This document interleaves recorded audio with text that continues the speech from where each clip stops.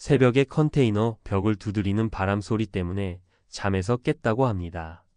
난방을 아무리 틀어도 바닥이 차갑고 밖에 나가면 전원주택이 아니라 폐가처럼 보이는 집이 서 있습니다. 불과 몇 년 전만 해도 은퇴하면 여기서 여유롭게 살 거야 라고 말하던 그 집입니다. 7억을 빚내서 산 전원주택이었고 지금 이 부부의 잠자리는 그 옆에 놓인 컨테이너 하나뿐입니다. 은퇴 후 삶이 이렇게까지 무너질 수 있다는 걸 그때는 아무도 상상하지 못했습니다. 이야기는 아주 평범하게 시작됐습니다. 60대 초반에 나란히 은퇴한 부부였습니다. 대기업 협력업체에서 일하다 정년을 채운 남편, 아이들 키우며 평생 가정을 책임졌던 아내. 둘 다 건강했고 연금도 조금씩 나왔습니다. 무엇보다 도시에선 더 이상 살 이유가 없다는 공감대가 있었죠. 미세먼지, 복잡한 인간관계, 끝없는 지출. 그래서 선택한 게 전원주택이었습니다. 유튜브를 켜면 다들 말하잖아요. 귀촌하면 돈 덜 들고 텃밭 가꾸며 건강해지고 노후가 평온해진다고요. 문제는 계산이 너무 낙관적이었다는 겁니다. 집값의 절반 이상을 대출로 끌어왔고 나머지는 퇴직금과 예금으로 채웠습니다. 연금이면 이자는 충분히 감당되라는 말이 반복됐습니다. 은퇴 전 월급 기준으로 생각하면 그 말이 그럴듯하게 들립니다. 하지만 은퇴 후 삶은 월급의 세계가 아닙니다. 고정 수입은 줄어들고 예상 못한 지출은 늘어납니다. 전원주택은 특히 그렇습니다. 처음 1년은 좋았습니다. 아침에 새소리 들으며 일어나고 마트 대신 로컬 장터에 가고 지인들이 놀러오면 고기 구워 먹고. 그런데 두 번째 해부터 균열이 생깁니다. 보일러 고장, 배관 문제, 지붕 누수. 도시 아파트였다면 관리비로 해결됐을 일들이 전원주택에선 전부 현금입니다. 한 번 고치면 수백만 원, 두 번 겹치면 1,000만 원이 훌쩍 넘어갑니다. 그 와중에 금리가 오르면서 대출 이자는 눈에 띄게 늘어났습니다. 여기서 많은 은퇴자들이 공통으로 하는 착각이 하나 있습니다. 조금만 버티면 괜찮아질 거야 라는 생각입니다. 하지만 은퇴 후엔 시간이 약이 아니라 독이 되는 경우가 많습니다. 소득이 늘어날 가능성은 거의 없고 체력은 점점 떨어집니다. 이 부부도 처음엔 남편이 농사일과 집 관리를 도맡았지만 허리 한번 삐끗하고 나니 상황이 달라졌습니다. 병원비가 추가됐고 일을 맡길 수밖에 없었습니다. 돈은 더 빨리 빠져나갔습니다. 비슷한 사례는 정말 많습니다. 첫 번째 사례를 하나 더 말씀드리면 50대 후반에 은퇴한 단독주택 귀촌 부부가 있었습니다. 이분들은 빚은 적었지만 유지비를 완전히 잘못 계산했습니다. 수도, 전기, 기름값이 도시보다 싸겠지 생각했는데 실제로는 반대였습니다. 겨울 한철 난방비가 수백만 원씩 나왔고 차가 없으면 아무데도 갈 수 없는 환경이라 차량 유지비도 크게 들었습니다. 결국 생활비가 월 200에서 350으로 뛰었고 조용히 살려고 내려왔는데 돈 때문에 더 불안해졌다는 말을 남기고 다시 도시로 돌아왔습니다. 두 번째 사례는 전원주택 대신 펜션을 겸한 집을 산 60대 남성입니다. 은퇴 후 소일거리로 운영하면 연금 보탬이 될 거라 생각했죠. 현실은 전혀 달랐습니다. 성수기엔 몸이 남아나질 않았고 비수기엔 예약이 거의 없었습니다. 인건비 아끼려고 혼자 하다가 건강이 급격히 나빠졌고 결국 대출 이자와 관리비를 감당하지 못해 매각을 시도했지만 시골 부동산은 팔리고 싶다고 바로 팔리는 시장이 아닙니다. 지금은 빈집 상태로 세금만 나가고 있습니다. 세 번째 사례는 조금 다른 이야기입니다. 귀촌 대신 작은 시골 땅을 사서 나중에 집을 짓자고 생각했던 부부입니다. 땅값은 저렴했지만 문제는 그 다음이었습니다. 건축비가 생각보다 훨씬 많이 들었고 인허가 과정에서 추가 비용이 계속 발생했습니다. 결국 집은 완공됐지만 통장은 거의 바닥이 났습니다. 집은 생겼는데 삶이 사라졌다는 표현이 딱 맞는 상황이었습니다. 이 모든 사례의 공통점은 하나입니다. 집을 자산으로만 보고 삶을 흐름으로 보지 않았다는 겁니다. 은퇴 후 삶에서 가장 중요한 건 집이 아니라 현금 흐름입니다. 아무리 멋진 집이 있어도 매달 빠져나가는 돈을 감당하지 못하면 그 집은 족쇄가 됩니다. 특히 대출이 끼어 있다면 은퇴 이후에는 리스크가 기하급수적으로 커집니다. 전원주택 자체가 나쁘다는 이야기를 하고 싶은 건 아닙니다. 다만 은퇴 후 전원주택은 라이프 스타일 선택이지 재테크 수단이 아니라는 점을 분명히 해야 합니다. 감당 가능한 범위의 비용인지, 최악의 상황에서도 유지할 수 있는지, 건강이 나빠졌을 때 대안은 있는지. 이 질문에 답하지 않고 결정하면 지금 이야기한 60대 부부처럼 컨테이너에서 밤을 보내는 현실이 남을 수도 있습니다. 은퇴는 끝이 아니라 시작이라고들 말합니다. 맞는 말입니다. 하지만 준비 없는 시작은 너무 잔인합니다. 특히 집 하나에 노후를 올인하는 선택은 실패했을 때 되돌릴 수 있는 여지가 거의 없습니다. 지금 은퇴를 앞두고 계시거나 이미 은퇴하셨다면 한 번만 더 생각해 보셨으면 합니다. 내가 원하는 집이 아니라 내가 버틸 수 있는 삶인지. 그 차이가 노후를 지켜주기도 하고 한순간에 무너뜨리기도 합니다. 이 지점에서 한 걸음 더 들어가 볼 필요가 있습니다. 왜 이렇게 많은 은퇴 부부들이 비슷한 선택을 하고 비슷한 후회를 남기게 되는 걸까요? 이건 단순히 계산을 못해서만은 아닙니다. 인간의 판단 구조 자체가 은퇴 시점에서 크게 흔들리기 때문입니다. 행동경제학자 데니얼 카너먼이 쓴 생각에 관한 생각에는 이런 이야기가 나옵니다. 사람은 인생의 큰 결정을 할 때 실제 경험보다 상상된 미래에 훨씬 크게 영향을 받는다고 합니다. 전원주택 귀촌도 딱 그렇습니다. 우리는 겨울 난방비, 고립감, 병원 접근성 같은 불편한 장면은 잘 상상하지 않습니다. 대신 햇살 좋은 마당, 텃밭, 조용한 아침 같은 장면만 확대해서 떠올립니다. 내가 일부러 불편한 정보는 지워버리는 거죠. 이 부부도 마찬가지였습니다. 7억 대출이라는 숫자보다 여기서 늙고 싶다는 이미지가 훨씬 강하게 작용했습니다. 또 하나 중요한 개념이 있습니다. 노벨 경제학상 수상자인 리처드 탈러가 말한 멘탈 어카운팅입니다.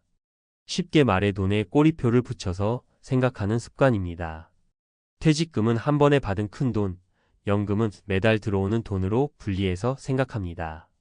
문제는 이 두 돈의 성격이 은퇴 후에는 완전히 달라진다는 겁니다. 퇴직금은 다시 벌 기회가 거의 없는 마지막 자산이고, 연금은 물가와 금리에 따라 체감 가치가 계속 줄어드는 돈입니다. 그런데 많은 은퇴자들이 연금을 예전 월급처럼 착각합니다. 연금이 있으니까 대출 이자는 괜찮겠지라는 말이 여기서 나옵니다. 하지만 이건 구조적으로 위험한 생각입니다. 노후와 주거의 관계를 연구한 국내 연구들을 보면 은퇴 후 삶의 만족도를 가장 크게 떨어뜨리는 요인 중 하나가 주거 유지 부담입니다. 집의 크기나 위치보다 그 집을 유지하기 위해 매달 빠져나가는 비용이 심리적 불안을 키운다는 결과가 반복해서 나옵니다. 특히 대출이 있는 경우 소득이 줄어든 상태에서 고정비가 존재한다는 사실 자체가 만성 스트레스로 작용합니다. 이 스트레스는 단순히 기분 문제로 끝나지 않습니다. 수면 장애, 우울감, 부부 갈등으로 이어지고 결국 건강 악화와 추가 지출로 다시 돌아옵니다. 악순환이 시작되는 겁니다. 경제학자 로렌스 코틀리코프의 돈 걱정 없는 노후에서도 비슷한 경고가 나옵니다. 노후에는 자산의 크기보다 지속 가능한 소비 수준이 훨씬 중요하다고 말합니다. 다시 말해 집값이 얼마냐가 아니라 그 집에서 살기 위해 매달 얼마를 태워야 하는지가 핵심이라는 겁니다. 이 관점으로 보면 7억 대출 전원주택은 자산이 아니라 고정비 덩어리입니다. 겉으로는 집을 가진 은퇴자지만 실제 삶은 점점 가난해지는 구조에 들어간 셈입니다. 여기서 많은 분들이 이렇게 묻습니다.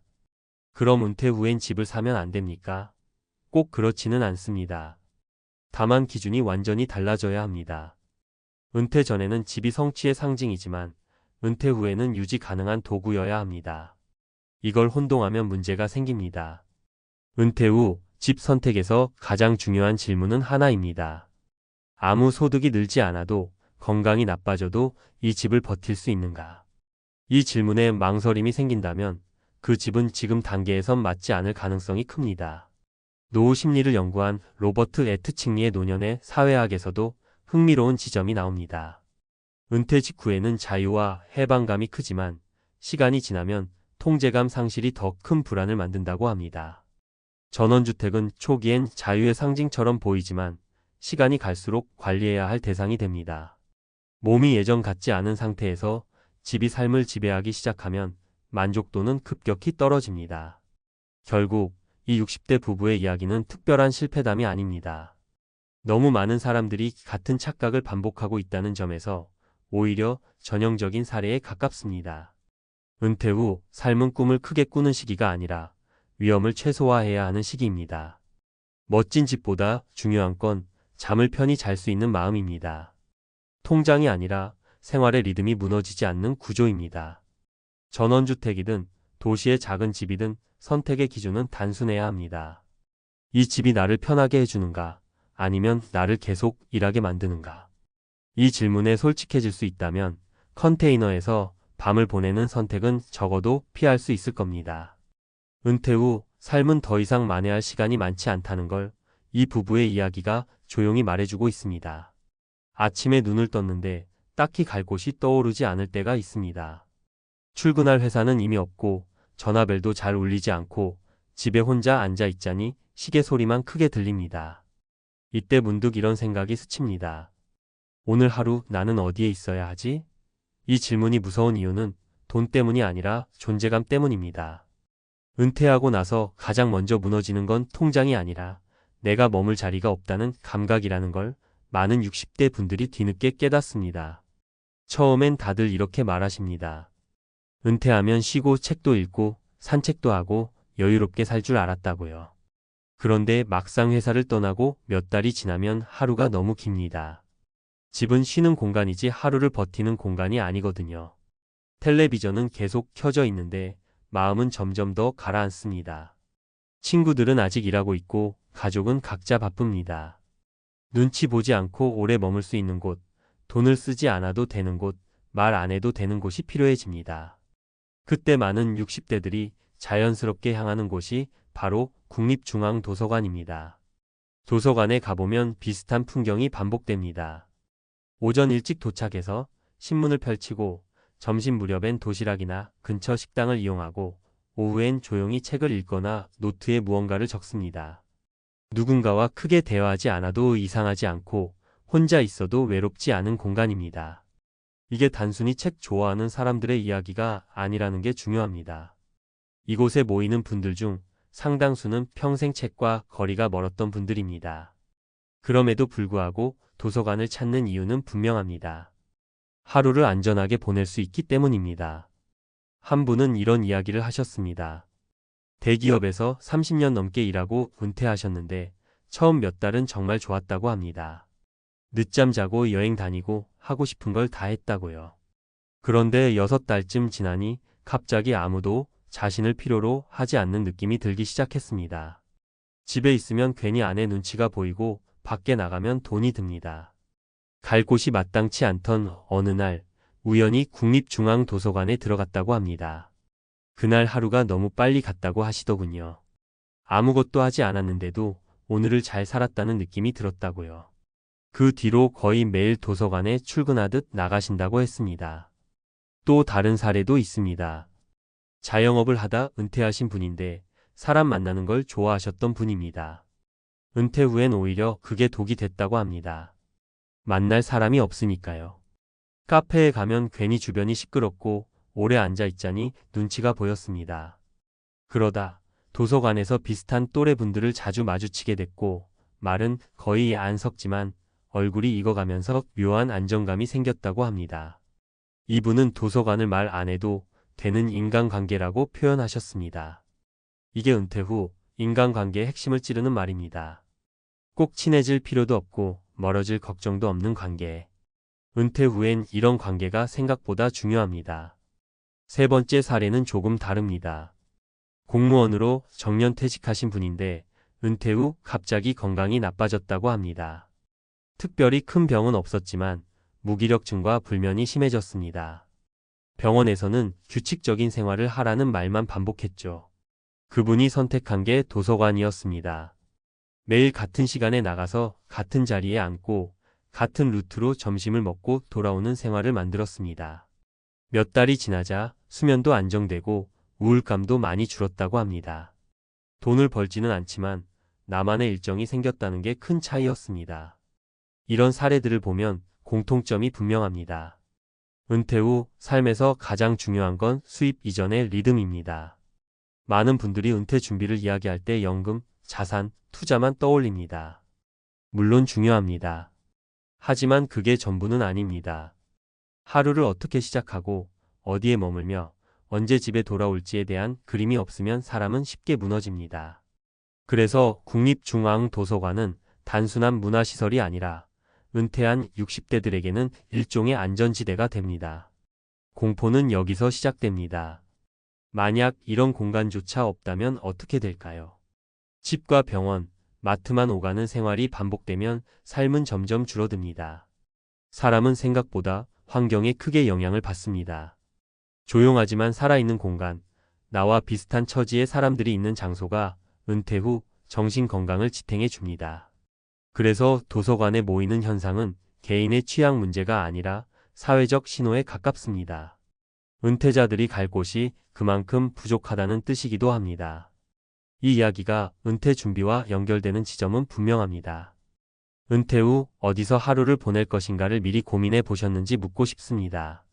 집 말고 돈 쓰지 않아도 되고 오래 머물 수 있고 혼자 있어도 괜찮은 공간이 있는지요? 없다면 은퇴 후 어느 순간 많은 분들이 도서관 문을 밀고 들어가게 됩니다. 그것이 나쁘다는 뜻은 아닙니다. 다만 준비 없이 맞닥뜨리면 당황하게 된다는 겁니다. 은퇴는 쉬는 시간이 아니라 구조를 다시 짜는 시간입니다. 국립중앙도서관에 모이는 60대 분들은 우연히 그 답을 찾은 분들입니다. 그곳에서 책을 읽지 않아도 괜찮고 공부를 하지 않아도 괜찮습니다. 중요한 건 하루를 안전하게 보낼 수 있다는 감각입니다. 이 감각이 무너지면 아무리 통장이 두툼해도 노후는 불안해집니다. 혹시 은퇴를 앞두고 계시다면 오늘 한 번만 생각해 보셔도 좋겠습니다. 내가 회사를 떠난 뒤 매일같이 가게 될 곳은 어디일까? 그 질문에 바로 떠오르는 장소가 없다면 그게 바로 준비가 필요한 지점일지도 모릅니다. 앞선 이야기를 조금 더 깊이 파고 들어가 보겠습니다. 왜 하필 도서관일까요? 이건 단순히 조용해서도 공짜라서도 아닙니다. 많은 연구와 책들이 공통으로 말하는 핵심이 하나 있습니다.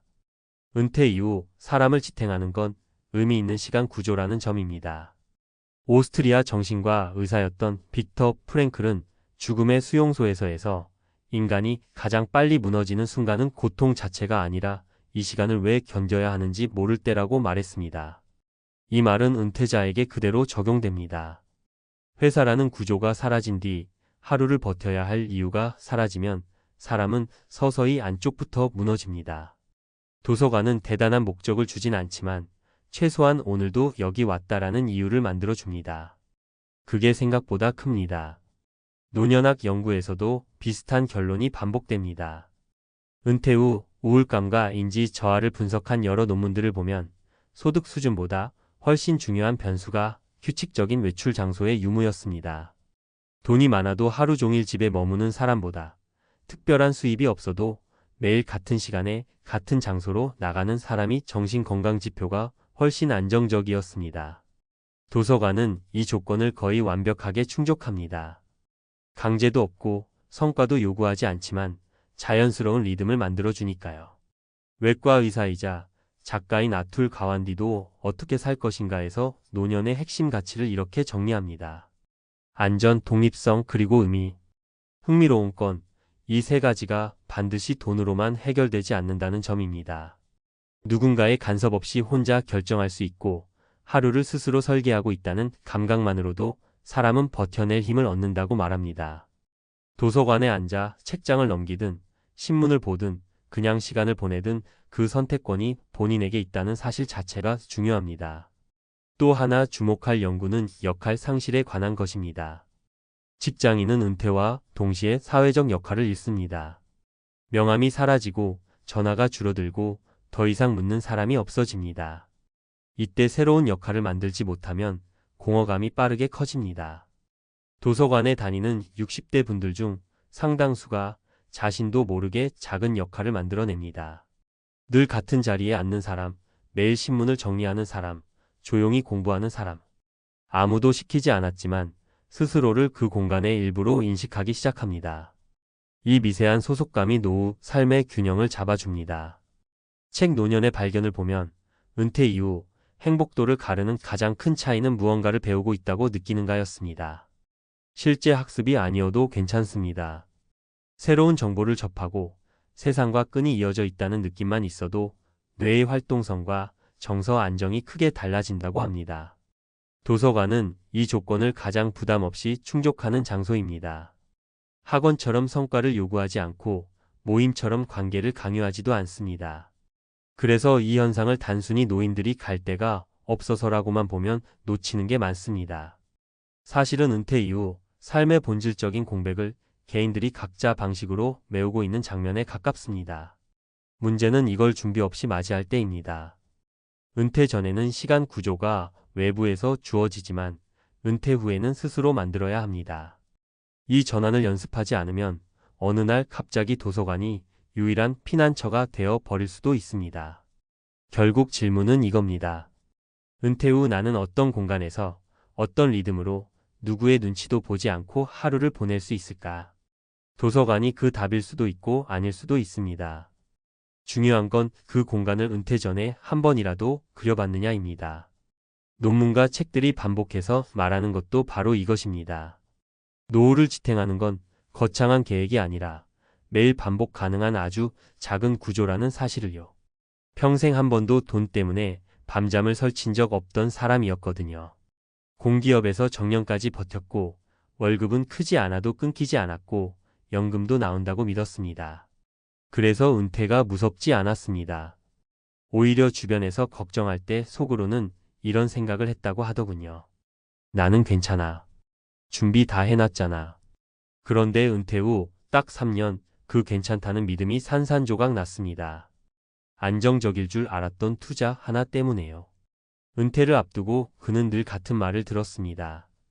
공기업 출신이면 연금도 있고 퇴직금도 있고 무엇보다 금융 감각이 남들보다 낫지 않겠냐는 말이었죠. 실제로 그는 평생 재테크를 공격적으로 한 사람도 아니었습니다. 예금, 적금, 채권, 그리고 약간의 펀드. 큰 욕심 없이 잃지 않는 투자를 기준으로 살아왔습니다. 그래서 은퇴 후에도 방향은 같았습니다. 위험한 건 싫고 조금 덜 벌어도 안정적인 걸 원했습니다. 문제는 그 안정적이라는 말이 얼마나 위험한 착각인지 그때는 몰랐다는 겁니다. 은퇴 직후 그는 통장에 적지 않은 돈을 쥐고 있었습니다. 퇴직금에 그동안 모아둔 자산까지 합치니 숫자만 보면 든든했습니다. 생활비도 연금으로 어느 정도 해결되니 이 돈은 굴리기만 하면 된다고 생각했죠. 은행 창구에서, 지인 모임에서, 유튜브에서 계속 같은 이야기가 들렸습니다. 요즘 같은 시대의 예금은 바보짓이다. 이 정도 상품은 사실상 안전자산이다. 결국 그는 비교적 유명한 투자 상품에 은퇴 자금의 상당 부분을 넣었습니다. 설명을 들을 때는 리스크가 거의 없다고 했고 원금 손실 가능성은 아주 낮다고 했습니다. 공기업에서 수십 년 일한 사람에게 그 설명은 충분히 그럴듯했습니다. 처음 1년은 아무 문제가 없었습니다. 약속된 수익이 들어왔고 그는 스스로를 칭찬했습니다. 역시 너무 겁만 먹고 살 필요는 없었다고, 은퇴 후에도 돈이 돈을 벌어다 주는 구조를 만들었다고 말이죠. 그런데 그 다음 해부터 상황이 달라졌습니다. 수익 지급이 늦어지더니 어느 날은 아예 연락이 되지 않았습니다. 그때부터 불안이 시작됐습니다. 그래도 마음 한켠에는 이런 생각이 있었죠. 설마 망하겠어. 이렇게 큰 상품인데. 결과는 냉혹했습니다. 투자 구조의 문제, 시장 상황, 운영 리스크가 한꺼번에 터지면서 원금은 순식간에 증발했습니다. 일부만 잃은 게 아니었습니다. 노후를 떠받치던 핵심 자금이 사라졌습니다. 그제야 그는 깨달았습니다. 은퇴 후 투자 실패는 단순한 손실이 아니라 삶의 기반이 무너지는 일이라는 걸요. 이런 이야기가 남의 일처럼 들리실 수도 있습니다. 그런데 비슷한 사례는 생각보다 훨씬 많습니다. 한 사례를 더 말씀드리면 50대 후반에 은퇴한 한 제조업 회사 출신 가장은 월 수익이 꾸준히 나온다는 말만 믿고 상가 투자에 뛰어들었습니다. 분양 당시엔 임차인이 이미 정해져 있고 공실 걱정 없다는 설명을 들었습니다. 하지만 은퇴 후 몇 년 지나지 않아 주변 상권이 급격히 죽었고 임차인은 나갔습니다. 대출 이자는 매달 나가는데 월세는 끊겼고 결국 그 상가는 애물단지가 됐습니다. 팔려고 해도 사겠다는 사람이 없었습니다. 은퇴 후 안정적인 현금 흐름을 만들려다 오히려 매달 적자가 나는 구조에 갇힌 겁니다. 또 다른 사례는 교직에서 물러난 60대 초반 부부 이야기입니다. 두 사람 모두 평생 성실하게 일했고 은퇴 후에는 조금 더 여유 있게 살자는 마음으로 해외 투자형 상품에 가입했습니다. 설명은 늘 같았습니다. 장기적으로 보면 안전하고 글로벌 자산에 분산돼 있어 리스크가 적다는 말이었죠. 하지만 환율, 수수료, 구조를 제대로 이해하지 못한 상태에서 시작한 투자는 시간이 갈수록 손실만 키웠습니다. 결국 부부는 생활비를 줄이기 위해 집을 줄이고 병원비가 부담돼 치료를 미루는 상황까지 갔습니다. 이 사람들의 공통점이 있습니다. 욕심이 과하지 않았다는 점입니다. 한탕을 노린 것도 아니고 남들보다 더 벌고 싶었던 것도 아닙니다. 다만 은퇴 후 삶을 지키기 위해 괜찮아 보이는 선택을 했을 뿐입니다. 그런데 은퇴 후에는 그 괜찮아 보이는 선택 하나가 치명적인 결과로 이어질 수 있습니다. 왜 이런 일이 반복될까요? 은퇴 전과 은퇴 후의 가장 큰 차이는 회복력입니다. 현직에 있을 때 투자해서 손실이 나면 다시 벌 수 있습니다.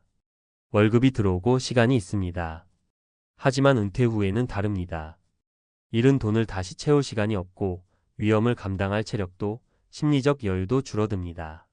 그래서 은퇴 자금은 수익률보다 지속성이 훨씬 중요합니다. 그런데 우리는 여전히 현직 시절의 기준으로 은퇴 후 투자를 판단합니다. 공기업 출신이든 교사든 회사원이든 은퇴 후 삶에서 직함은 아무 의미가 없습니다. 통장에 들어오는 현금 흐름과 지출을 감당할 수 있는 구조, 그리고 무엇보다 이 돈을 잃어도 삶이 무너지지 않는가를 먼저 따져봐야 합니다. 안정적이라는 말, 전문가가 추천했다는 말, 남들도 다 한다는 말은 은퇴 후에는 아무런 보장이 되지 않습니다. 그 전직 공기업 출신은 지금 이렇게 말합니다. 돈을 잃은 것도 아프지만 더 아픈 건 내가 너무 쉽게 믿었다는 사실이에요. 은퇴 후 그는 삶의 속도를 줄이려 했지만 오히려 더 불안한 하루하루를 살고 있습니다. 그 불안은 돈의 문제가 아니라 준비되지 않은 선택의 결과였습니다. 은퇴 준비든 은퇴 후 삶이든 결국 질문은 하나입니다. 이 선택이 정말 내 노후를 지켜주는가, 아니면 단지 불안을 잠시 덮어주는가? 이 질문을 건너뛰는 순간 안정적일 줄 알았던 투자는 가장 무서운 함정이 될 수 있습니다.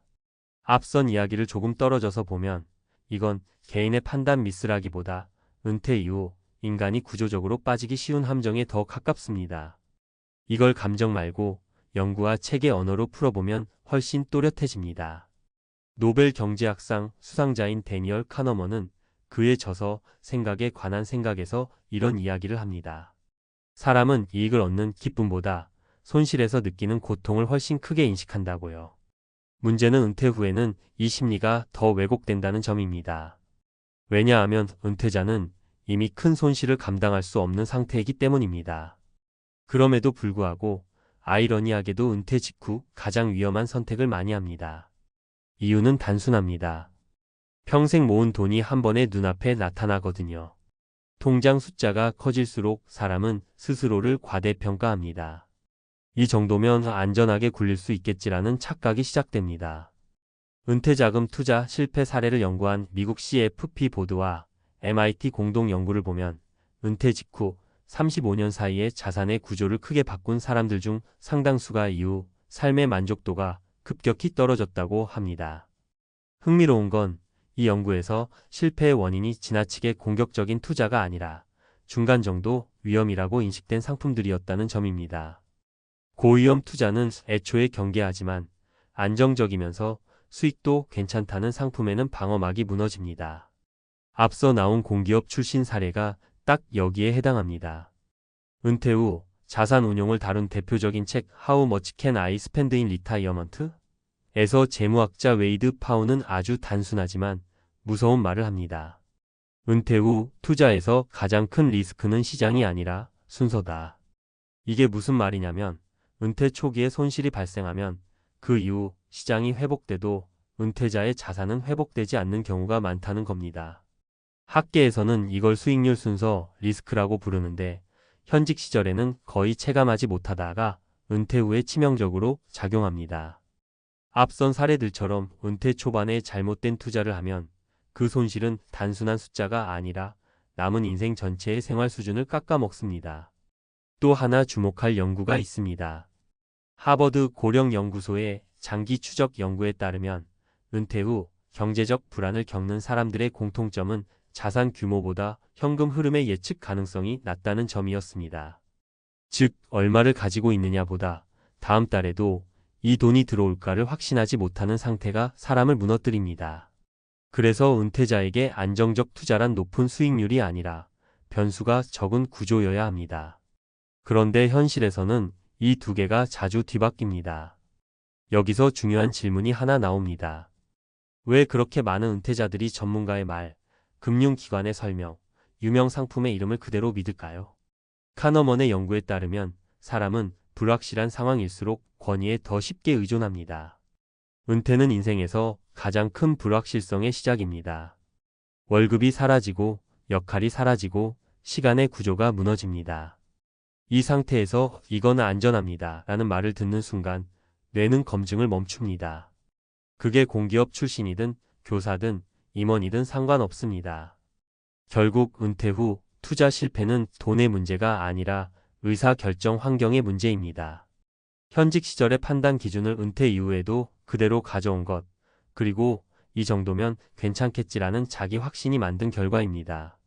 책과 논문이 반복해서 말하는 결론은 하나입니다. 은퇴 이후에는 더 똑똑해져야 하는 게 아니라 더 단순해져야 한다는 것. 앞선 공기업 출신 은퇴자의 실패는 특별한 이야기가 아닙니다. 오히려 교과서에 가까운 사례입니다.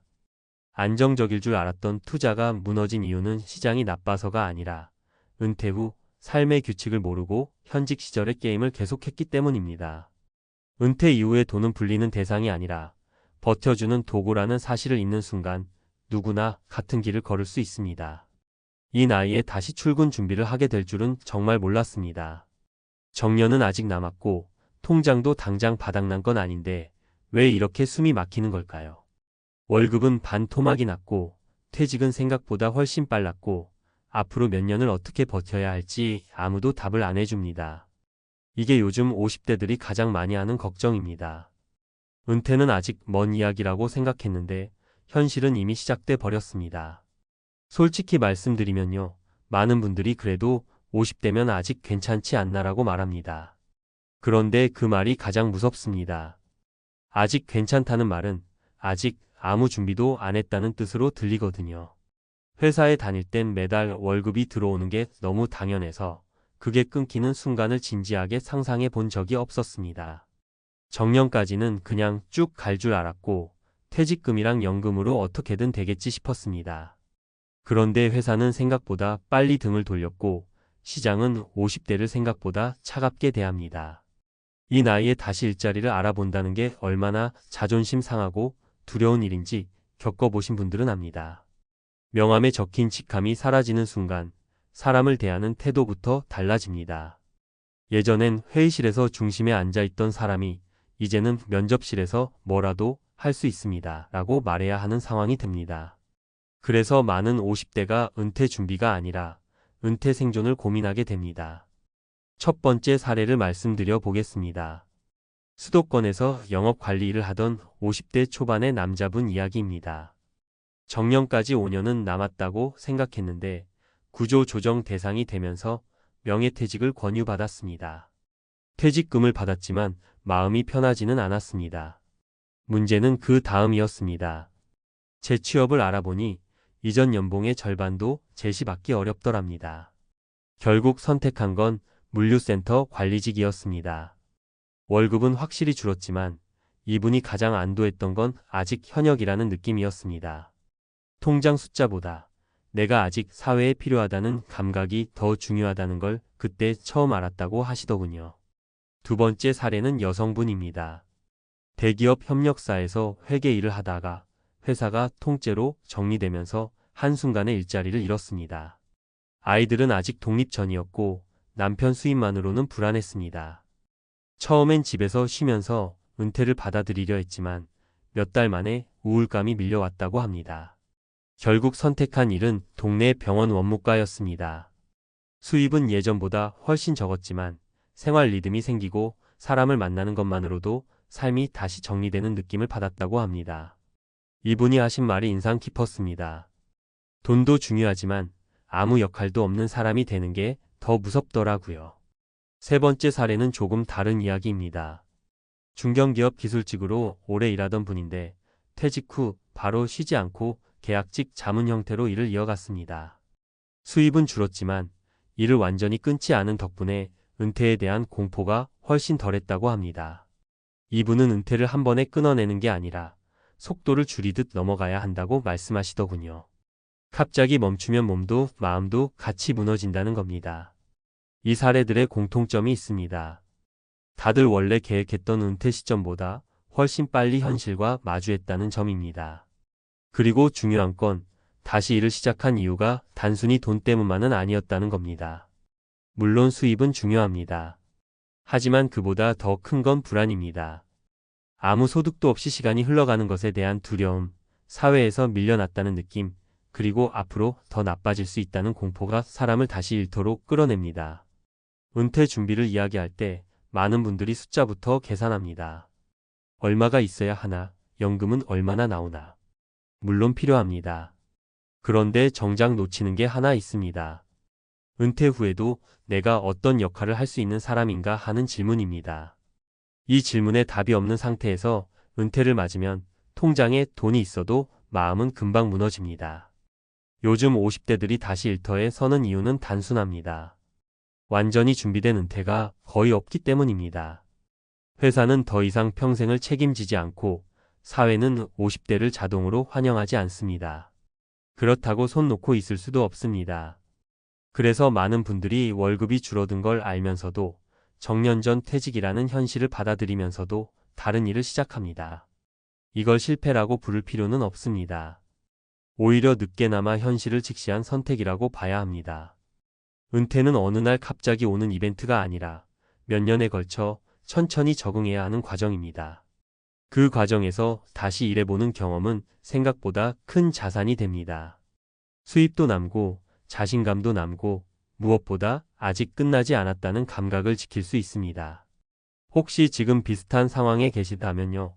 너무 자신을 몰아붙이지 않으셔도 됩니다. 월급이 줄어든다고 인생이 반토막 나는 건 아닙니다. 다만 아무 준비 없이 멈춰버리는 게 진짜 위험합니다. 은퇴 준비란 결국 돈만이 아니라 은퇴 후에도 살아갈 방식 전체를 준비하는 일이라는 걸 이 시기에 조금이라도 느끼셨다면 아직 늦지 않았습니다. 정년까지 갈 줄 알았는데 아니었던 인생, 많은 50대가 이미 그 길 위에 있습니다. 중요한 건 그 다음 한 걸음을 어떻게 내딛느냐입니다. 멈출지 속도를 줄일지 아니면 다른 길로 갈지. 그 선택을 지금부터라도 차분히 준비하셔야 합니다. 그게 진짜 은퇴 준비의 시작이니까요. 여기서 한 가지 더 짚고 가고 싶습니다. 왜 유독 50대에 이 공포가 몰려오느냐는 겁니다.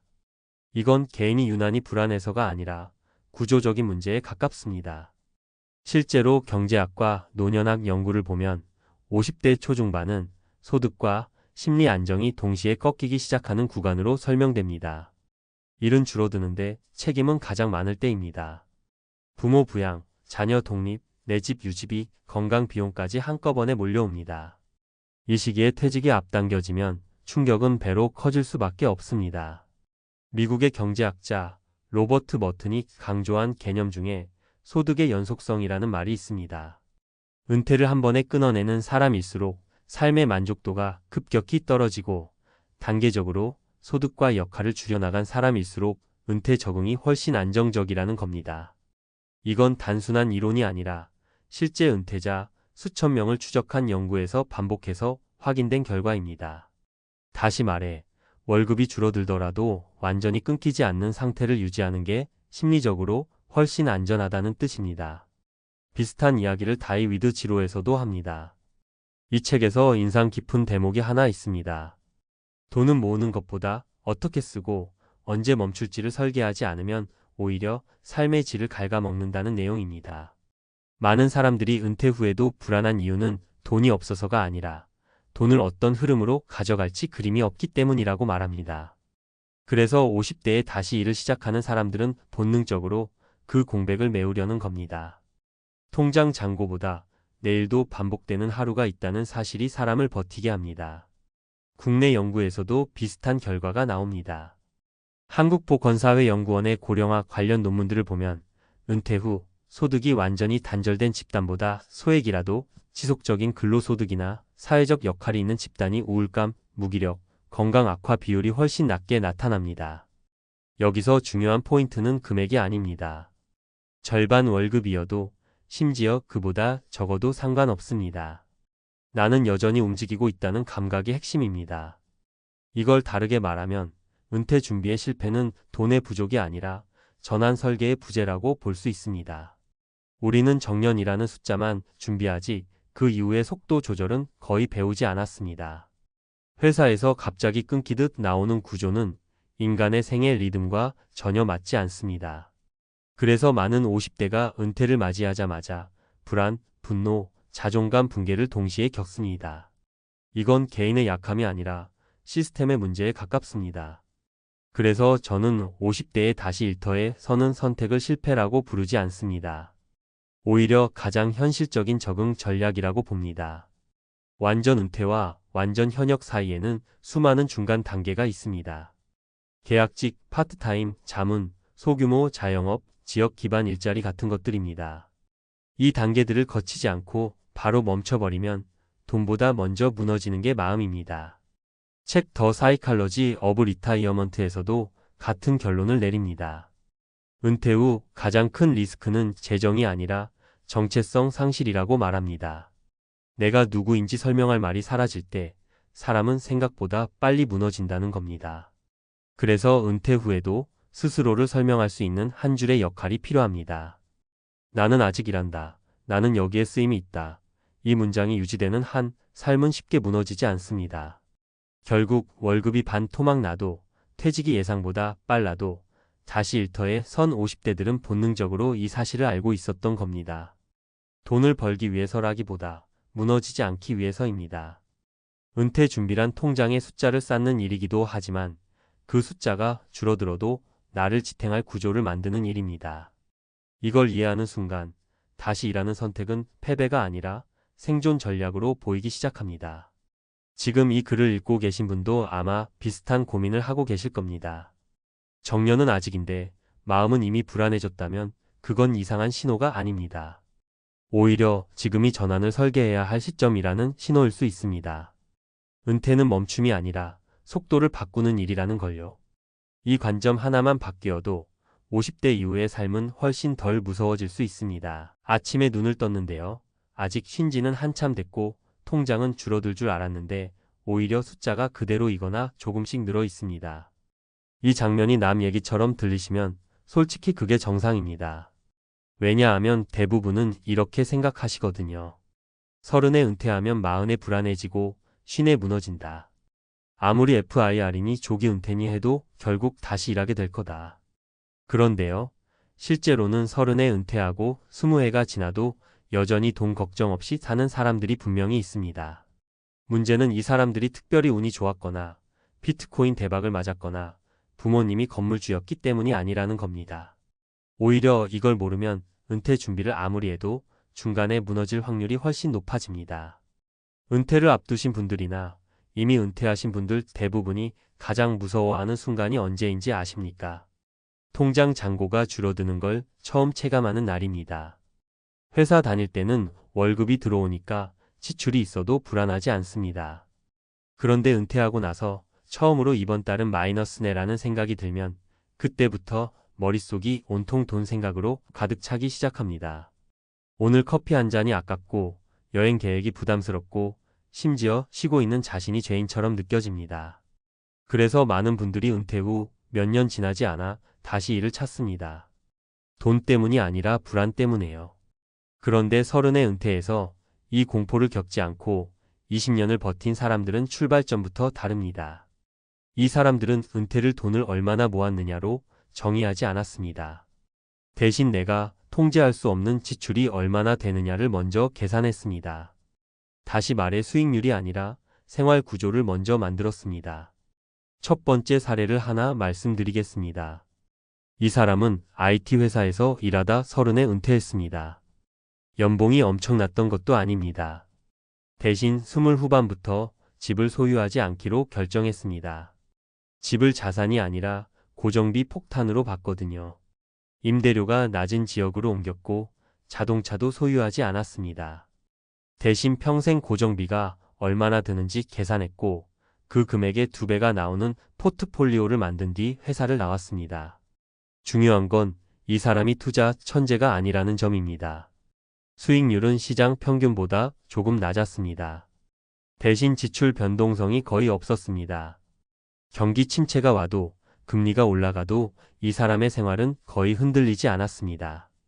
은퇴 10년 차에 시장이 크게 흔들렸을 때 주변에서는 다시 일자리를 찾느라 난리였지만 이 사람은 생활비가 이미 통제되고 있었기 때문에 불안해질 이유가 없었습니다. 두 번째 사례는 조금 다릅니다. 이 사람은 30에 은퇴했지만 완전 무소득을 목표로 하지 않았습니다. 많은 분들이 FIRE를 오해하시는 지점이 여기입니다. 일을 완전히 안 하는 게 목표가 아닙니다. 이 사람은 은퇴 후에도 일주일에 이틀, 하루 서너 시간 정도만 일했습니다. 그것도 돈이 급해서가 아니라 자신의 기술을 완전히 놓지 않기 위해서였습니다. 이 소득은 생활비를 충당하기엔 충분하지 않았지만 현금 흐름의 완충장치 역할을 했습니다.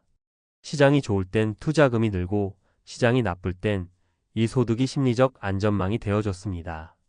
덕분에 투자 자산을 공포에 팔아야 할 상황이 오지 않았습니다. 이 차이가 20년 뒤를 완전히 갈랐습니다. 돈보다 중요한 건 마음이었고 이 사람은 그걸 미리 알고 있었습니다. 세 번째 사례는 은퇴 후 삶의 태도에서 차이가 납니다. 이 사람은 은퇴 후 소비가 줄어들 거라 기대하지 않았습니다.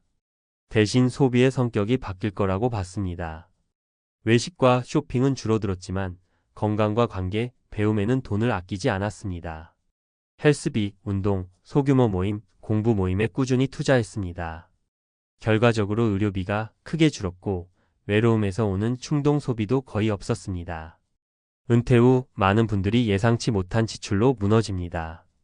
병원비, 우울감에서 오는 소비, 관계를 유지하려다 생기는 과도한 지출 때문입니다. 이 사람은 그 위험을 미리 알고 있었고 그래서 돈보다 삶의 구조를 먼저 설계했습니다. 이 세 사람의 공통점이 뭔지 느껴지십니까? 자산 규모가 아닙니다. 나이도 아닙니다. 바로 통제력입니다. 이 사람들은 수입이 줄어들어도 삶이 흔들리지 않는 구조를 먼저 만들었습니다. 은퇴 자금 계산기를 두드리기 전에 은퇴 후 하루가 어떻게 흘러갈지를 먼저 그렸습니다. 돈이 아니라 시간을 설계한 겁니다. 은퇴를 준비하시는 분들께 꼭 드리고 싶은 말이 있습니다. 은퇴는 숫자로 완성되지 않습니다. 생활비, 수익률, 자산 총액도 물론 중요합니다. 하지만 진짜 위험은 은퇴 후에 시작되는 불안입니다. 이 불안을 이기지 못하면 통장에 얼마가 있어도 결국 다시 일하게 됩니다. 반대로 이 불안을 관리할 수 있으면 생각보다 훨씬 적은 돈으로도 오래 버틸 수 있습니다. 30에 은퇴해서 20년을 버틴 사람들은 미래를 낙관해서가 아니라 최악의 상황을 먼저 계산했기 때문에 살아남았습니다. 그리고 그 준비는 지금 은퇴를 앞둔 분들, 이미 은퇴하신 분들 모두에게 여전히 유효합니다. 은퇴 후 가장 무서운 건 돈이 줄어드는 게 아니라 돈 때문에 삶이 작아지는 순간입니다. 그 순간을 피하는 것이야말로 이 사람들이 공통으로 지켜온 진짜 비결이었습니다. 앞에서 이야기한 사람들의 선택을 조금 더 깊이 들여다보면요. 이건 감으로 한 결정이 아니라 이미 연구와 책에서 계속 반복해서 경고해 온 내용과 정확히 맞닿아 있습니다. 우리가 FIR이나 조기 은퇴 이야기를 할 때 자꾸 얼마를 모았느냐에 집착하는데 사실 학자들과 저자들은 오래전부터 전혀 다른 이야기를 해왔습니다. 먼저 많이들 언급하는 연구가 하나 있습니다. 이른바 안전인출률로 알려진 연구인데 여기서 핵심은 수익률이 아닙니다. 인출 시점의 심리와 지출 안정성입니다. 같은 자산 규모라도 은퇴 초기에 큰 변동성을 견디지 못하고 공포에 매도하면 장기 생존 확률이 급격히 떨어진다는 겁니다. 앞서 이야기한 두 번째 사례, 은퇴 후에도 소액 소득을 유지한 사람이 왜 20년을 버텼는지 이 연구를 보면 이해가 됩니다. 그 소득은 돈의 문제가 아니라 공포를 막아주는 장치였던 겁니다. 이 지점에서 꼭 같이 읽어볼 만한 책이 하나 있습니다. 더 사이칼러지 오브 머니입니다. 이 책에서 저자는 계속 이렇게 말합니다. 성공한 사람과 오래 살아남은 사람의 차이는 계산 능력이 아니라 감정 통제력이라고요. FIRE에 실패하는 사람들 상당수는 계산이 틀려서가 아니라 불안을 견디지 못해서 계획을 깨버립니다. 30의 은퇴에 20년을 버틴 사람들은 시장을 이겨서가 아니라 자기 마음을 먼저 이겼다는 점에서 이 책의 메시지와 정확히 겹칩니다. 또 하나 흥미로운 책이 있습니다. 다이 위드 지로인데요. 이 책은 무작정 쓰라는 이야기가 아닙니다. 돈의 역할은 통장 숫자를 늘리는 게 아니라 삶의 경험을 안정적으로 지탱하는 데 있다는 겁니다. 앞서 세 번째 사례에서 소비의 방향을 바꾼 사람이 왜 의료비와 충동 소비에서 자유로워졌는지 이 책을 보면 이유가 보입니다. 이 사람은 돈을 지켜야 할 대상이 아니라 구조를 유지하는 도구로 썼던 겁니다. 논문 쪽에서도 비슷한 결론이 나옵니다. 은퇴 후 삶의 만족도를 추적한 연구들을 보면 자산 규모보다 훨씬 큰 영향을 미치는 요인이 따로 있습니다. 바로 일상의 예측 가능성과 사회적 연결입니다. 은퇴 후 지출이 갑자기 늘어나는 가장 큰 원인이 병이나 투자 실패가 아니라 고립감과 불안이라는 연구 결과도 많습니다. 그래서 앞선 사례들에서 공통적으로 보였던 게 뭔지 기억나시죠? 집, 차, 소비를 줄였지만 관계와 활동은 줄이지 않았다는 점입니다. 이건 절약이 아니라 전략입니다. 여기서 중요한 통찰 하나를 꼭 짚고 가야 합니다. FIRE를 유지한 사람들은 최적의 수익률을 찾지 않았습니다. 대신 최악의 상황에서도 무너지지 않는 상태를 만들었습니다. 이건 경제학적으로도 설명이 됩니다. 기대값이 조금 낮더라도 분산과 안정성이 높은 선택이 장기 생존 확률을 높인다는 건 이미 여러 연구에서 반복 확인된 사실입니다. 그래서 30의 은퇴에 20년을 버틴 사람들의 공통점은 결국 이 한 문장으로 정리됩니다. 돈을 얼마나 벌었느냐가 아니라 돈이 없어질 것 같은 순간을 어떻게 관리했느냐입니다. 이 사람들은 미래를 낙관하지 않았고 대신 불안을 구조로 눌러버렸습니다. 작은 소득, 낮은 고정비, 관계와 건강에 대한 지속적인 투자. 이 세 가지는 논문에서도, 책에서도, 그리고 실제 사례에서도 계속 같은 결론으로 이어집니다. 은퇴를 준비하시거나 이미 은퇴하신 분들께 이 이야기를 꼭 드리고 싶습니다. FIRE는 젊은 사람들만의 위험한 실험이 아닙니다. 다만 숫자로만 접근하면 실패 확률이 높아질 뿐입니다. 30에 은퇴한 사람들이 20년을 버틴 이유는 특별해서가 아니라 인간이 어디서 무너지는지를 너무 잘 알고 있었기 때문입니다. 그리고 그 통찰은 나이와 상관없이 지금 이 순간에도 충분히 적용할 수 있는 이야기입니다. 아침에 눈 뜨자마자 제일 먼저 하는 게 뭔지 아십니까? 뉴스도 아니고 문자도 아니고 요즘 은퇴 준비하시는 분들 대부분이 그렇듯이 주식 앱부터 켭니다. S&P 500 숫자 한번 보고 한숨부터 나옵니다. 이걸 지금 사? 너무 비싼 거 아니야? 이 생각이 머릿속에서 맴도는 순간 손은 이미 뒤로 빠져 있습니다. 그리고 그렇게 또 하루가 지나갑니다. 사실 이 순간이 제일 무섭습니다. 시장이 무서운 게 아니라 아무것도 안 하고 흘려보내는 시간이 더 무섭거든요. 은퇴를 앞두거나 이미 은퇴하신 분들 이야기 들어보면 다 비슷합니다. 젊을 땐 회사 월급이 있으니까 투자가 조금 틀어져도 버틸 수 있었습니다. 하지만 은퇴라는 단어가 눈앞에 오면 생각이 완전히 달라집니다. 이 돈이 앞으로 10년, 20년을 버텨야 할 마지막 자산처럼 느껴지기 시작하니까요. 그러다 보니 S&P 500 지수 숫자가 높아 보이는 순간 머릿속에서는 자동으로 경고등이 켜집니다. 여기서 떨어지면 어쩌지? 지금 들어갔다가 은퇴 자금 깎이면?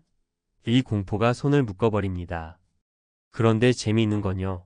그렇게 망설이던 분들 대부분이 똑같은 이유로 손을 뗐다는 겁니다. 지금은 너무 비싸다. 이 말입니다. 10년 전에도 그랬고, 5년 전에도 그랬고, 작년에도 똑같았습니다. 그때마다 다들 말했습니다. 조정 오면 들어가야지. 그런데 그 조정이 와도 또 못 들어갑니다. 떨어지면 더 무서워지거든요. 이게 은퇴를 앞둔 사람들에게 가장 흔한 심리입니다. 손실에 대한 공포가 수익에 대한 기대를 완전히 눌러버리는 상태죠. 첫 번째 사례를 하나 말씀드려 보겠습니다. 50대 중반에 퇴직을 앞둔 김 씨 이야기입니다. 퇴직금 일부를 ETF로 굴려서 은퇴 후 생활비 보탬을 하려고 마음먹었습니다. S&P 500 이야기는 여기저기서 들었습니다. 결국 이게 답이다라는 말도 많이 들었죠. 그런데 막상 계좌를 열고 가격을 보니 겁이 났습니다. 이미 너무 오른 거 아니냐는 생각이 계속 들었습니다. 결국 그는 현금으로 들고만 있었습니다. 그러다 몇 년이 흘렀고 은퇴 후 생활비는 예상보다 빨리 줄어들기 시작했습니다. 뒤늦게 다시 S&P 500을 봤을 때 그는 이렇게 말하더군요. 그때가 제일 싸 보였어요. 문제는 시장이 아니라 타이밍에 대한 집착이었습니다. 두 번째 사례는 이미 은퇴한 박 씨입니다. 은퇴 직후 큰 변동성을 겪은 적이 있어서 주식에 대한 기억이 썩 좋지 않았습니다. 그래서 S&P 500이 고점 같아 보일 때마다 난 이미 은퇴했으니까 안전이 최고야 라고 스스로를 설득했습니다. 은행 예금으로만 자산을 굴렸죠. 처음엔 마음이 편했습니다. 하지만 몇 년 지나고 나니 물가가 무섭게 오르더군요. 생활비는 그대로인데 체감되는 부담은 점점 커졌습니다. 그제야 그는 깨달았습니다. 손실을 피한 게 아니라 조용히 가난해지고 있었구나. S&P 500을 안 산 대가가 눈에 보이지 않게 다가온 겁니다. 세 번째 사례는 좀 다릅니다. 이 씨는 은퇴 후에도 소액으로라도 시장에 계속 남아있던 분입니다. S&P 500이 비싸 보일 때도 싸 보일 때도 일정 금액을 꾸준히 넣었습니다.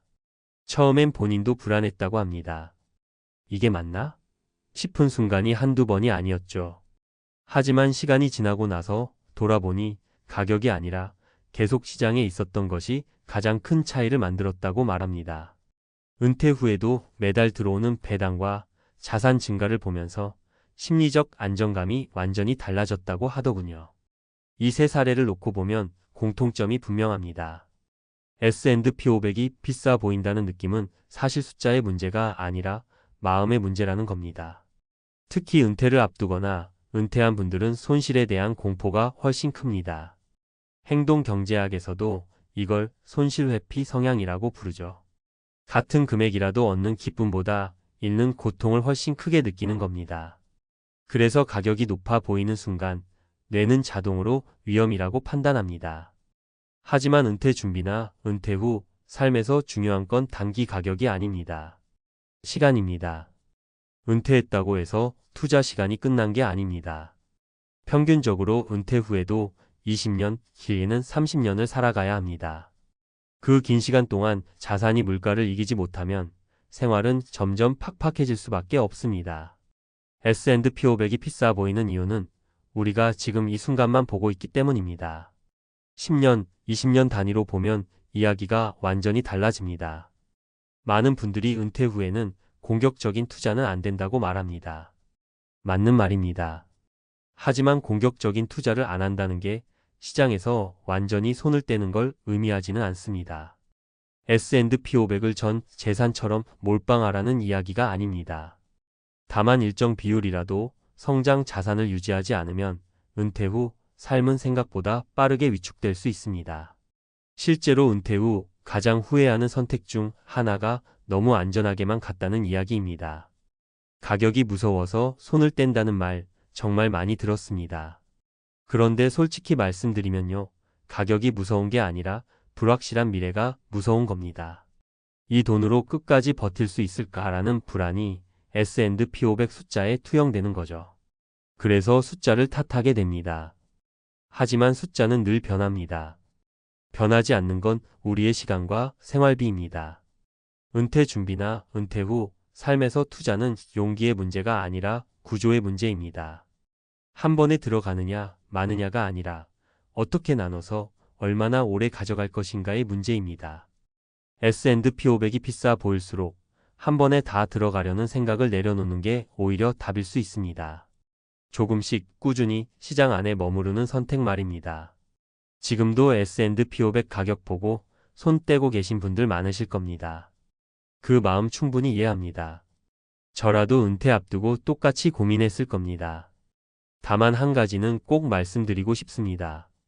가격 때문에 아무것도 하지 않는 선택도 분명한 선택이라는 겁니다. 그리고 그 선택의 결과는 몇 년 뒤 아주 조용히 나타납니다. 통장이 갑자기 무너지는 게 아니라 서서히 숨이 막히듯 다가옵니다. 은퇴는 끝이 아니라 긴 생활의 시작입니다. 그 긴 시간 동안 내 편이 되어줄 자산이 무엇인지 지금 다시 한번 차분히 생각해 보셔야 할 때입니다. S&P 500이 비싸 보이는 오늘이 나중에 돌아보면 가장 덜 무서운 날이었을지도 모릅니다. 이 말이 괜히 나오는 게 아닙니다. 지금 망설이는 분들 대부분이 몇 년 뒤 똑같은 말을 하거든요. 그때가 제일 나았네요. 앞에서 이야기한 망설임, 이게 단순히 성격 문제나 개인 판단 미스가 아니라는 점을 조금 더 깊이 보셔야 합니다. 이건 이미 수십 년 전부터 연구로 반복 확인된 인간의 본능에 가깝습니다. 행동 경제학의 고전으로 불리는 생각에 관한 생각에서도 같은 이야기를 합니다. 사람은 이익보다 손실에 훨씬 민감하게 반응하도록 설계돼 있다는 겁니다. 숫자로 보면 대략 손실의 고통이 이익의 기쁨보다 2배 이상 크게 느껴진다고 하죠. 은퇴를 앞둔 분들에겐 이 성향이 훨씬 더 강하게 작동합니다. 더 이상 만회할 시간이 없다고 느끼니까요. 그래서 S&P 500이 비싸 보일 때 생기는 감정은 합리적 판단이 아니라 뇌가 보내는 생존 신호에 가깝습니다. 여기서 다치면 끝이다라는 경고음이 울리는 거죠. 문제는 이 경고음이 장기 투자에서는 거의 항상 과잉 반응이라는 데 있습니다. 실제로 금융학 연구들을 보면 개인 투자자의 장기 수익률을 깎아먹는 가장 큰 원인은 잘못된 종목 선택이 아니라 시장 진입과 이탈 타이밍입니다. 비싸 보일 때 나가고 떨어질 때도 못 들어오는 행동 패턴 말입니다. 은퇴 자금과 관련해서 가장 많이 인용되는 연구 중 하나가 흔히 말하는 트리니티 스터디입니다. 이 연구가 우리에게 주는 핵심 메시지는 단순합니다. 은퇴 후에도 자산이 일정 비율로 성장하지 않으면 인출 구조 자체가 무너진다는 겁니다. 다시 말해, 너무 안전한 자산만 들고 있으면 실패 확률이 오히려 높아진다는 이야기입니다. 많은 분들이 이 부분에서 오해를 하십니다. 난 은퇴했으니까 이제 지켜야지라고 생각하지만 연구 결과는 오히려 그래서 일부는 반드시 성장해야 한다고 말합니다. 여기서 중요한 건 S&P 500이라는 이름이 아닙니다. 미국이냐 한국이냐 ETF냐 펀드냐의 문제가 아닙니다. 핵심은 성장 자산을 포기하는 순간 은퇴 설계가 통계적으로 불리해진다는 사실입니다. 여러 금융학 논문에서 공통적으로 나오는 결론이 있습니다. 은퇴 후에도 주식 비중이 일정 수준 유지된 포트폴리오가 극단적으로 보수적인 포트폴리오보다 장기 생존 확률이 높다는 점입니다. 이건 감이 아니라 데이터 이야기입니다. 또 하나 흥미로운 연구들이 있습니다. 은퇴자들의 후회를 추적한 심리 연구를 보면 가장 후회가 오래 남는 선택은 과감하게 시도했다가 실패한 것이 아니라 아예 시도하지 않은 것이었습니다. 투자에서도 마찬가지입니다. 시장에 들어갔다가 손실을 본 기억보다 끝내 못 들어간 채 시간을 흘려보낸 기억이 더 오래 남습니다. 앞서 사례로 나온 분들이 몇 년 뒤 공통적으로 하는 말이 바로 그겁니다. 그때는 무서워서 못 샀는데 지금 보니 그게 제일 싸 보인다. 책에서도 같은 이야기를 반복합니다. 장기 투자 관련 고전들을 보면 하나같이 강조하는 문장이 있습니다. 위험은 가격 변동성이 아니라 계획에서 벗어나는 것이다. 은퇴 준비에서는 특히 이 문장이 뼈아프게 다가옵니다. 가격이 높아 보일 때마다 계획을 멈추면 그 순간부터 투자는 전략이 아니라 감정 싸움이 됩니다. 그래서 은퇴 전후 투자에서 가장 중요한 질문은 이겁니다. 지금 비싼가? 가 아니라 이 자산을 몇 년 가져갈 생각인가? 입니다. 기간을 길게 잡을수록 가격에 대한 공포는 상대적으로 작아집니다. 반대로 기간을 짧게 생각할수록 모든 숫자가 위협처럼 보입니다. 은퇴했다고 해서 시간이 짧아진 게 아닙니다. 오히려 투자 관점에서는 아직 긴 시간대가 남아있는 경우가 대부분입니다. 결국 S&P 500 가격이 무서워 보이는 이유는 시장 때문이 아니라 은퇴라는 단어가 주는 심리적 압박 때문입니다. 이 압박을 이기는 방법은 용기가 아니라 구조입니다. 논문과 책들이 공통으로 말하는 것도 바로 그 지점입니다. 감정에 맡기지 말고 규칙과 비율로 움직이라는 것. 은퇴 후 삶을 지탱하는 건 한 번의 용감한 결단이 아니라 흔들려도 계속 작동하는 구조입니다. 지금도 가격 보고 손을 떼고 계신 분들 계실 겁니다. 그 선택이 왜 이렇게 자연스럽게 느껴지는지 이제는 조금 이해가 되셨을 겁니다. 다만 이해하는 것과 그대로 두는 건 다른 문제입니다. 연구와 데이터가 계속해서 말해주는 방향은 분명합니다. 은퇴 후에도 가장 위험한 선택은 아무것도 하지 않는 것입니다. 카드 명세서 알림이 뜨는 순간 가슴이 덜컥 내려앉습니다. 은퇴만 하면 숨 좀 돌릴 줄 알았는데 숫자는 오히려 더 빠르게 줄어들고 있거든요. 우린 검소하게 사는데 왜 이렇게 나가? 이 말 60대 부부들 사이에서 정말 많이 나옵니다. 은퇴 전엔 월급이라는 방패가 있었고 대충 넘어가도 다음 달이 있었죠. 그런데 은퇴 후엔 한 번의 지출이 바로 공포로 이어집니다. 이게 시작입니다.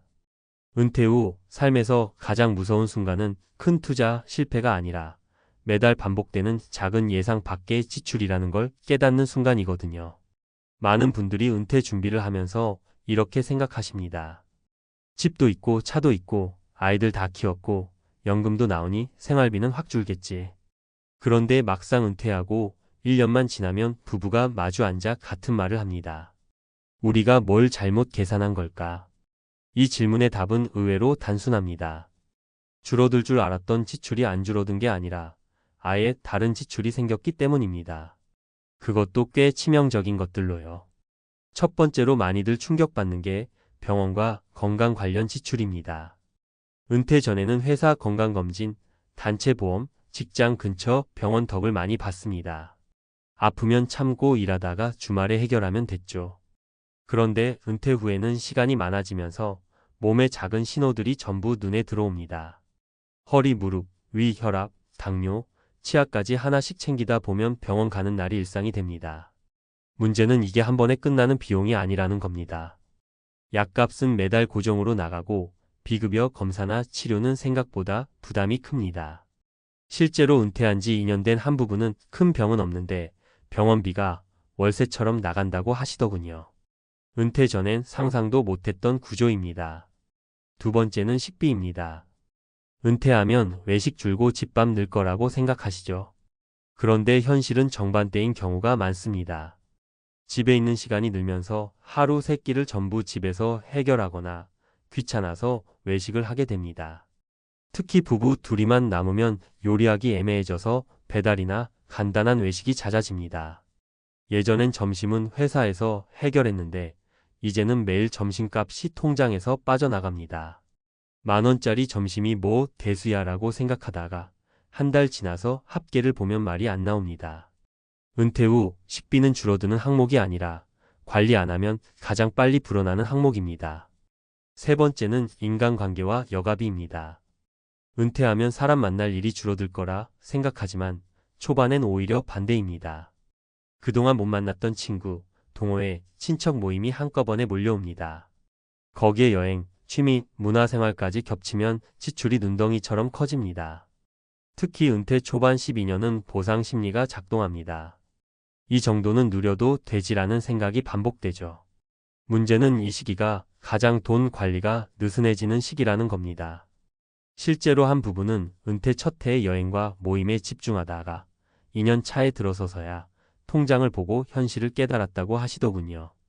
여기서 중요한 건 이 세 가지 지출이 따로따로 오는 게 아니라 동시에 온다는 점입니다. 병원비는 고정비처럼 깔리고 식비는 매달 조금씩 새고 인간관계 비용은 한 번에 크게 터집니다. 이 조합이 은퇴 부부의 생활비를 예상보다 훨씬 끌어올립니다. 그래서 우린 사치 안 해요 라고 말하는 분들도 통장 잔고는 빠르게 줄어드는 겁니다. 은퇴 준비에서 가장 흔한 착각은 평균 생활비만 계산한다는 겁니다. 그런데 은퇴 후 삶은 평균으로 흘러가지 않습니다. 어느 달은 병원비가 몰리고 어느 달은 경조사와 모임이 겹칩니다. 중요한 건 최악의 달을 버틸 수 있느냐입니다. 은퇴한 60대 부부의 생활비는 평상시보다 이런 변수 많은 달을 기준으로 다시 계산해야 합니다. 결국 은퇴 후 생활비의 핵심은 줄이는 게 아니라 구조를 이해하는 데 있습니다. 무조건 아끼는 게 아니라 어디서 새는지를 아는 것 말입니다. 병원비는 미리 대비하고 식비는 기준선을 정하고 인간관계와 여가는 스스로 선을 그어야 합니다. 이걸 안 하면 은퇴는 휴식이 아니라 매달 반복되는 불안이 됩니다. 많은 60대 부부들이 이렇게 말씀하십니다. 은퇴하고 나서야 진짜 돈 공부를 시작했다고요. 사실 이 말 안에 모든 답이 들어 있습니다. 은퇴 후 삶은 돈이 없어 망가지는 게 아니라 예상과 다른 지출을 받아들이지 못해서 흔들립니다. 지금 은퇴를 준비하고 계시다면 혹은 막 은퇴하셨다면 한 번만이라도 이렇게 물어보셔야 합니다. 우리가 생각한 생활비, 정말 이 세 가지까지 포함한 금액이 맞는지요?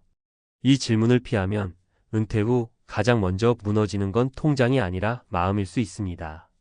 앞 이야기에서 생활비가 왜 이렇게 다르게 느껴지는지 감으로는 이해가 되셨을 겁니다. 그런데 이게 단순히 요즘 물가가 올라서 그래요 수준의 문제가 아니라는 점이 중요합니다. 이건 이미 연구랑 책에서 반복해서 확인된 은퇴 이후 인간의 행동 변화 문제에 가깝습니다. 먼저 경제학자들이 공통으로 말하는 게 하나 있습니다. 사람은 은퇴와 동시에 소비가 줄어들 것 같지만 실제로는 소비의 형태만 바뀐다는 겁니다. 미국의 은퇴 연구를 보면 은퇴 직후 몇 년 동안 지출이 오히려 늘어나는 구간이 반복해서 나타납니다. 소득은 줄었는데 지출은 유지되거나 늘어나는 가장 위험한 구간이죠. 이걸 학자들은 은퇴 전후의 생활 전환 비용이라고 설명합니다. 직장이라는 틀이 사라지면서 삶을 스스로 채워야 하는데 그 빈자리를 돈으로 메우는 경향이 나타난다는 겁니다. 이 부분에서 많이 인용되는 책이 바로 생각에 관한 생각입니다. 이 책에서 말하는 핵심 개념이 하나 있는데요. 인간은 자신의 미래를 항상 낙관적으로 과소비 방향으로 예측한다는 겁니다. 은퇴를 앞둔 시점에는 집에 있으면 돈 안 쓰겠지, 아프지 않으면 병원비도 없겠지라고 생각합니다. 하지만 막상 은퇴하고 나면 일상이 완전히 달라지고 그 달라진 일상에 맞춰 소비가 다시 설계됩니다. 문제는 이 재설계가 대부분 무의식적으로 이루어진다는 겁니다. 그래서 통장 잔고를 보기 전까지는 본인도 잘 모릅니다. 또 하나 중요한 연구는 노년기의 불안과 소비의 관계입니다. 심리학 쪽 연구들을 보면 사람은 불안할수록 작은 확실성을 사는 소비를 합니다. 건강검진, 좋은 음식, 편한 외식, 짧은 여행 같은 것들이 대표적입니다. 이건 사치라기보다 심리적 안전장치에 가깝습니다. 실제로 노년학 연구로 유명한 행복의 조건에서도 비슷한 이야기가 나옵니다. 나이가 들수록 사람은 미래의 부보다 지금의 안정감을 더 중요하게 여긴다는 거죠. 그래서 은퇴한 60대 부부의 생활비는 계산표대로 움직이지 않습니다. 마음이 먼저 움직이고 돈은 그 뒤를 따라갑니다. 여기서 많은 분들이 착각하시는 게 있습니다. 그럼 다들 그렇게 흔들리니 어쩔 수 없는 거 아니냐는 생각입니다. 그런데 연구를 조금 더 들여다보면 갈림길은 분명히 존재합니다. 은퇴 후에도 생활비가 안정적으로 유지되는 부부들의 공통점은 딱 하나입니다. 돈을 줄이려고 애쓰기 전에 지출의 의미를 먼저 재정의했다는 점입니다. 병원비는 비용이 아니라 보험, 식비는 낭비가 아니라 생활 리듬, 인간관계 비용은 의무가 아니라 선택으로 바꿔 생각합니다. 이 관점 전환이 왜 중요하냐면 그래야 통제가 가능해지기 때문입니다. 연구에서도 확인되듯이 인간은 의미 없는 절약은 오래 못합니다. 반면 의미가 명확한 기준은 쉽게 지킵니다. 예를 들어 병원비를 무작정 줄이려 하면 불안이 커져서 오히려 다른 소비가 늘어납니다. 하지만 이 정도까지는 건강을 위한 필수 비용이라고 선을 긋는 순간 그 안에서는 마음이 안정됩니다. 이건 심리학과 행동경제학에서 공통으로 강조하는 부분입니다. 결국 은퇴 후 생활비 문제는 숫자의 문제가 아니라 구조와 인식의 문제입니다. 젊을 때는 소득이 문제를 덮어줬지만 은퇴 후에는 생각의 틀이 그대로 드러납니다. 그래서 은퇴하고 나서 통장이 흔들리는 분들은 게으르거나 계산을 못해서가 아닙니다. 인간으로서 너무 자연스러운 반응을 겪고 있는 겁니다. 중요한 건 이걸 미리 알고 대비하느냐, 아니면 통장이 줄어든 뒤에야 깨닫느냐의 차이입니다. 책과 논문이 반복해서 말하는 결론은 하나입니다. 은퇴 후 안정적인 삶은 더 많은 돈에서 오는 게 아니라 예상 밖 지출을 이미 알고 있는 상태에서 시작된다는 겁니다. 이 차이를 이해하는 순간 은퇴는 공포가 아니라 관리 가능한 현실이 됩니다.